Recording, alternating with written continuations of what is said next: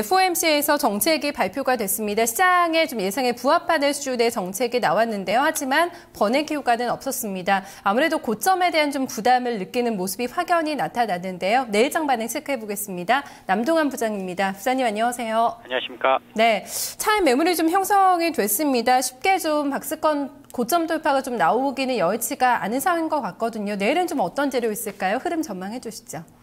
네, 일단 전일 FOMC 발표 이후에 이제 두 가지를 확인을 할 수 있었습니다. 첫 번째로는 아무래도 이제 적극적인 경기 부양 의지를 확인을 해줬다라는 부분인데, 이런 소식에도 불구하고 QE3 확장한 발표에도 불구하고 시장이 추가적인 상승 여력을 좀 제한적으로 보인 것은 아무래도 경기 펀더멘탈에 대한, 그리고 경기 전망에 대한 하향 조정 때문이 아닌가 이렇게 판단이 됩니다. 그런 가운데서 이제 추가적인 부양 조치들에 대한 제한성을 아직까지는 나타내고 있는데, 인플레이션 상승 요인들이 아무래도 좀 강화될 수 있다라는 부분이 추가적인 부양 조치들을 좀 제한할 수밖에 없지 않을까, 이렇게 좀 장기적으로 전망하는 목소리들도 들리고 있습니다. 지적하셨던 것처럼 기술적으로 매우 중요한 가격대입니다. 분기점에 다다라 있는데, 일단 분기점 회복을 하는 데는 좀 실패하는 모습을 보이고 있습니다. 그런 가운데서 펀더멘탈 요인은 아직까지는 큰 변화가 없어 보입니다.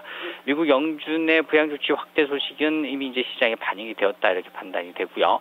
재정 절벽 타겟 불확실성은 좀 더 짙어지는 모습을 보이고 있습니다.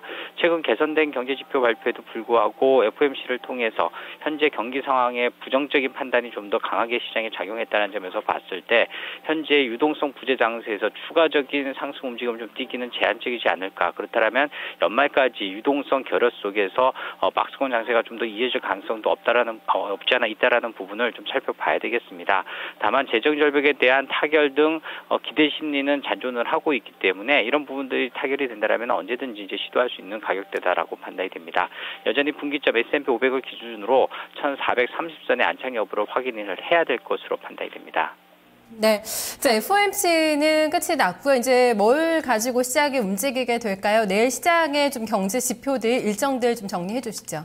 네, 시장의 눈은 일단 계속해서 이제 경제 지표, 특히 이제 고용 시장과 그리고 이제 물가 지표들에 좀 이제 관심을 가져야 될 때다 이렇게 판단이 됩니다. 또한 연말이기 때문에 소비 시장의 분위기들도 내년도 경기에 대한 기대감을 이끌 수 있을지 좀 긍정적으로 발표가 된다라면 이런 부분들도 좀 살려낼 수 있지 않을까 이렇게 판단이 됩니다.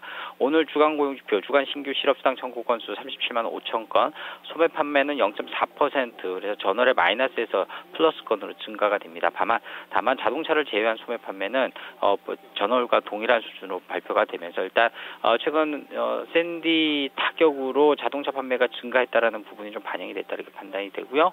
그리고 생산자 물가지수 마이너스 0.5%, 그리고 변동성이 큰 에너지와 식료품을 제외한 핵심 생산자 물가지수는 0.1% 증가에 그칩니다. 기업 재고 0.4% 증가세를 보이지만 전월치보다는 증가폭이 둔화됩니다. 그리고 오늘과 내일까지 유럽 EU 정상회담이 예정이 되어 있습니다. 이 정상회담을 통해서 유로존의 불확실성들이 어느 정도 제고될 수 있을지 여부도 시장의 관심거리가 될 것으로 판단이 됩니다. 네, 알겠습니다. 오늘 분석 잘 들었습니다. 고맙습니다. 고맙습니다. 네, 제가 분기점을 돌파를 하지를 못하고 있습니다. 이제 관건은 역시 재정절벽에 흡사하게 될 것 같은데요. 기다리는 중에 또 경제 지표가 발표가 됩니다. 내일은 주간 실업수당 청구 건수가 나오는 날이고요. 소매 판매가 나오는데요. 예상치 대비해서 어떻게 나오는지 또 시장에 미치는 영향력을 확인을 해봐야 되겠습니다. 남동환 부장과 함께 해외 시장을 미리 가봤습니다.